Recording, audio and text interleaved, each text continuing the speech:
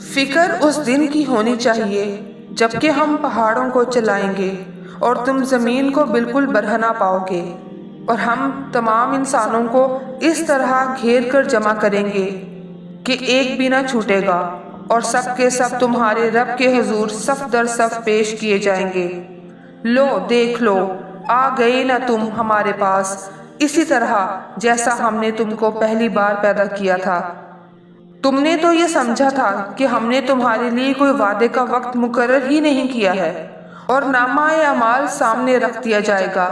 اس وقت تم دیکھو گے کہ مجرم لوگ اپنی کتاب زندگی کے دراجات سے ڈر رہے ہوں گے اور کہہ رہے ہوں گے کہ ہائے ہماری کم بختی، یہ کیسی کتاب ہے کہ ہماری کوئی چھوٹی بڑی حرکت ایسی نہیں رہی جو اس میں درج نہ ہو گئی ہو۔ جو کچھ انہوں نے کیا تھا وہ سب اپنے سامنے حاضر پائیں گے، اور تیرا رب کسی پر ذرا ظلم نہ کرے گا۔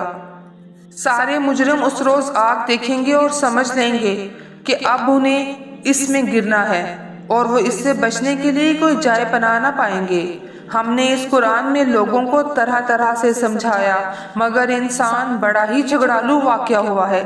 ان کے سامنے جب ہدایت آئی تو اسے ماننے اور اپنے رب کے حضور معافی چاہنے سے آخر ان کو کس چیز نے روک دیا؟ اس کے سوا اور کچھ نہیں کہ وہ منتظر ہیں کہ ان کے ساتھ بھی وہی کچھ ہو جو پچھلی قوموں کے ساتھ ہو چکا ہے، یا یہ کہ وہ عذاب کو سامنے آتے دیکھ لیں۔